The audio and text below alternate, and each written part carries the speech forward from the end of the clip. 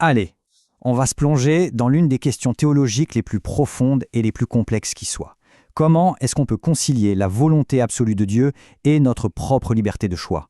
Pour y voir plus clair, on va explorer l'analyse lumineuse du cheikh Mohamed Mitwali Sharawi. Voilà la question centrale. C'est le paradoxe qui est au cœur de tout. Si tout est déjà écrit, si Dieu a tout prévu, à quoi riment nos choix? Est-ce qu'ils ont vraiment un sens? C'est à cette interrogation fondamentale qu'on va essayer de répondre. Alors, comment on s'en sort? Comment on démêle cet et-je-veux? L'approche de Cheikh Sharawi est très méthodique. Il commence par la base, par le commencement.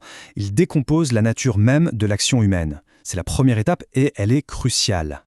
L'idée de départ de Sharawi, c'est qu'il faut éviter les extrêmes. On n'est ni des marionnettes dont Dieu tire les ficelles, ni des êtres totalement libres et indépendants de sa volonté. En fait, la vérité, c'est que ces deux réalités cohabitent en nous. Pour clarifier ça, Cheikh Sharawi divise nos actions en 3 catégories. D'abord, il y a ce qui se passe en nous, à l'intérieur de nous. Les battements de notre cœur, la digestion. On n'a aucun contrôle là-dessus. Ensuite, il y a ce qui agit sur nous, ce qui nous arrive de l'extérieur, un imprévu par exemple. Et enfin, et c'est la seule catégorie qui nous intéresse pour la responsabilité, il y a l'action qui vient de nous, celle qui est le fruit de notre propre choix. Cette distinction, elle crée 2 zones très claires. D'un côté, on a la zone de contrainte, tout ce sur quoi on n'a pas le choix. Et là, pas de jugement, pas de responsabilité. D'ailleurs, c'est une immense miséricorde. Imaginez si on devait penser à faire battre notre cœur à chaque seconde. Et de l'autre côté, on a la zone de choix. C'est notre terrain de jeu, le domaine de notre libre arbitre. Et c'est uniquement dans cette zone-là qu'on est jugé responsable de nos actes. On va voir maintenant comment ce cadre, qui a l'air tout simple, permet en fait de résoudre un débat théologique historique. Un débat qui a vraiment déchiré les savants pendant des siècles. Historiquement, il y avait 2 camps qui s'affrontaient. D'un côté, les partisans de la contrainte totale, les Djabr. Pour eux, l'attribut divin le plus important, c'était la puissance absolue de Dieu. Rien, absolument rien ne peut arriver sans sa volonté. De l'autre côté, on avait les partisans du libre choix total, les Tahrir. Eux, ils se concentraient sur la justice divine. Leur argument, comment Dieu pourrait-il punir quelqu'un qui n'a pas eu le choix? Ce serait injuste. Le problème, c'est que chaque camp, en se focalisant sur un seul attribut, en a complètement négligé un autre, ce qui menait à une impasse. La solution donc, ce n'est pas de choisir un camp contre l'autre. C'est de trouver le juste milieu. Une approche qui permet d'harmoniser tous les attributs de Dieu sans les opposer. Sa puissance absolue et sa justice parfaite peuvent tout à fait coexister. Il n'y a aucune contradiction. Et là, on arrive au cœur du problème, à la plus grande source de confusion pour beaucoup de monde. Cette fameuse idée que notre destin est écrit. Qu'est-ce que ça veut dire au juste? Et ça, c'est le point de bascule. C'est ce qui change absolument tout. Cheikh Sharawi nous invite à repenser complètement ce mot « écrit ». Ce n'est pas un script qu'on est forcé de jouer. C'est la connaissance parfaite et éternelle de Dieu sur les choix que nous allons faire nous-mêmes, librement. La connaissance divine, en arabe ilm, est décrite comme une qualité de dévoilement. Pensez-y comme un projecteur surpuissant qui éclaire l'avenir et révèle ce qui va se passer, mais qui ne le provoque pas. C'est toute la différence. Connaître un choix futur, ce n'est pas la même chose que de forcer ce choix. Pour que ce soit encore plus clair, Cheikh Sharawi utilise une analogie brillante. Imaginez un professeur. Il a passé une année entière avec ses élèves. Il les connaît par cœur. Bien avant l'examen final, il sait parfaitement qui va réussir et qui va échouer. Mais alors, on pourrait se demander à quoi sert l'examen? L'examen n'est pas pour le professeur, lui, il sait déjà. L'examen, il est pour l'étudiant. Il sert de preuve objective, la hujja, pour que l'étudiant ne puisse jamais venir dire « Ah, mais vous avez été partial avec moi, si vous m'aviez vraiment testé, j'aurais réussi ». On a donc bien 2 types de connaissances. D'un côté, la connaissance d'information.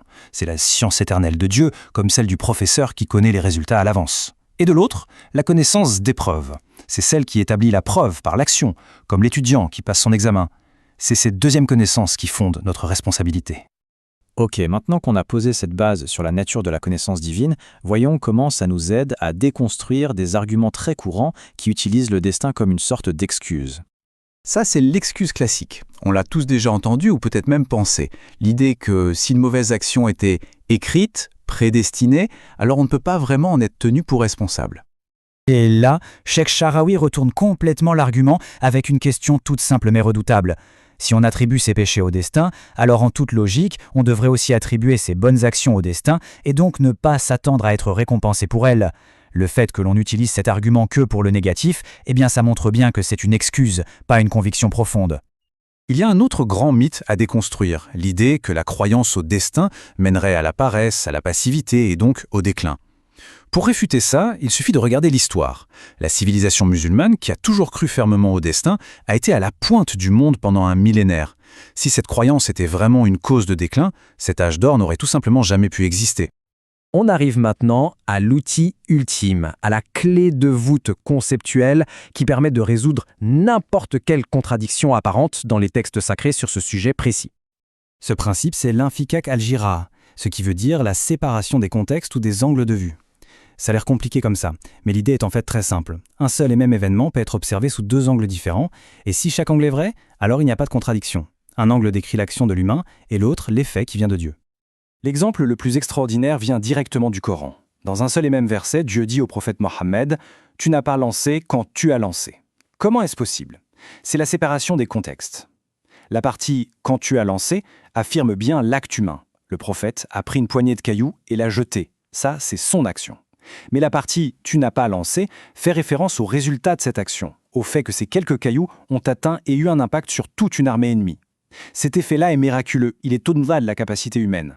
L'action est humaine, le résultat est divin. Le paradoxe est résolu.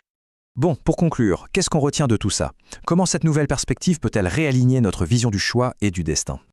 La grande idée à retenir, c'est celle-ci. Nos choix sont bien réels. Notre libre arbitre n'est pas une illusion. En fait, nos choix sont les véritables causes, les asbab, par lesquels les événements se produisent. Loin d'être en contradiction avec le décret divin, ils sont les mécanismes mêmes par lesquels la connaissance éternelle de Dieu se manifeste dans notre monde.